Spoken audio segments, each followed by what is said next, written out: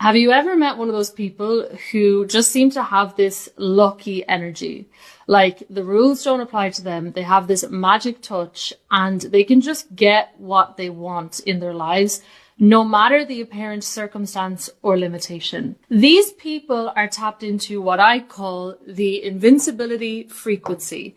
This is a very high state of consciousness where they know the power of their energy, maybe unconsciously or consciously. And because they're prioritizing their state and their energy, they're able to manipulate the things around them to fall in line with that.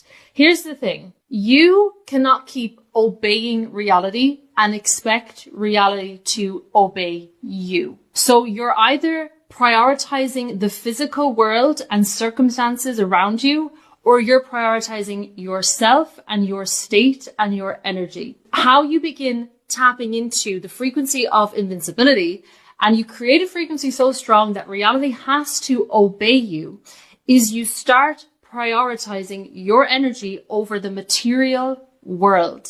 So your frequency, your state of consciousness, your energy, whatever you want to call it, it can essentially either be an invincibility cloak against external reality. So the lower vibrational stuff that doesn't resonate with you can't touch you. Or it can be a magnet to the stuff that you don't want. You're the one who gets to decide that. And this is the power that your energy has. So I'm going to break down today a little bit about consciousness and your frequency, and then we're going to get into how you can actually generate a frequency that is essentially invincible against the lower dimensional things that you might be resisting, such as lack, limitation, fear-based ideas, and circumstances that you simply do not prefer. So technically, reality is already obeying you, but you're just unconscious of the energy that you're putting out that's manipulating the circumstances in the material world. Let me just break down to you what's happening. So you exist basically in a sea of infinite possibilities. This circle represents the entire universe. Yes, I know obviously it's not an accurate representation, but believe it or not, this is the entire universe for this example. So we basically exist in a field of infinite information and energy.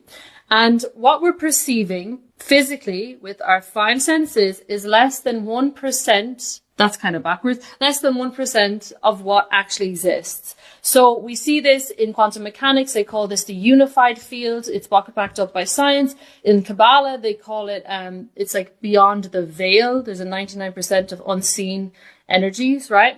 And so essentially, we are having a very, very temporary, illusory experience that's based on our senses. So we're in these physical bodies having these experiences, but it's just one of many, many, many possibilities in the field of everything that exists.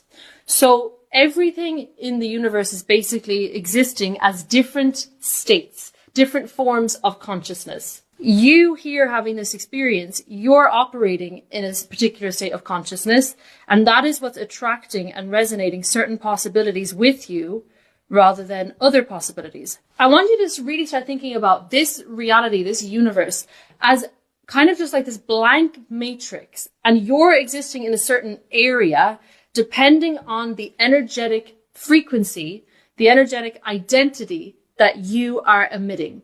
So you're always emitting this kind of frequency to the universe, and that is what's aligning circumstances, people, events, perceptions, intuitions, ideas with you. And if you think about somebody who has that kind of lucky energy, who just always gets what they want, they get everything handed to them, they always have things work out, what is the difference between you and them? Maybe they have different circumstances, but if you downloaded their consciousness into your body, you would have things work out in the same way that they do. So your physical body and your physical circumstances have nothing to do with it. It is all about your energy. It is all about your frequency. And if you want to move from a reality where you're experiencing a lot of lack, a lot of limitation, a lot of frustration, a lot of unwanted events and circumstances, then you have to move your energy first. And then the material world around you will shift to reflect that. The most important thing that you start getting into your head to start making reality obey you rather than the other way around is you have to really be intentional